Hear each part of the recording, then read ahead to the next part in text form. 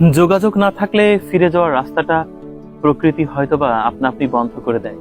দেখুন, রেল লাইনের মাঝে মস্ত বড় গাছ।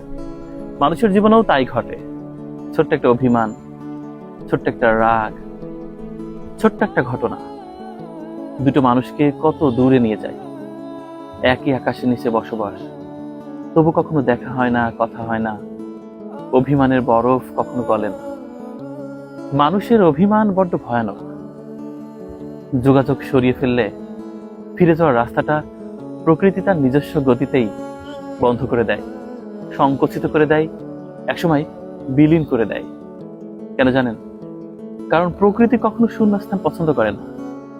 আপনার জীবনে যে মানুষটির সাথে যোগাযোগ বিচ্ছিন্ন হয়েছে, প্রকৃতি তাকে সরিয়ে নিয়েছে অনেক দূর, যোজন যোজন দূরে। কে বলবে 1938 সালে রবার্ট রাসেল কেরু এই কেরুয়ান কোম্পানিতে এই ট্রেন লাইন ধরেই তিনি এখানে এসেছিলেন। আজ শুধু স্মৃতি, যোগাযোগ নেই। তাই প্রকৃতি এখানে মস্ত বড় গাছ তৈরি করে দিয়েছে। প্রকৃতি এমনই, প্রকৃতি তার মতোই চলছে।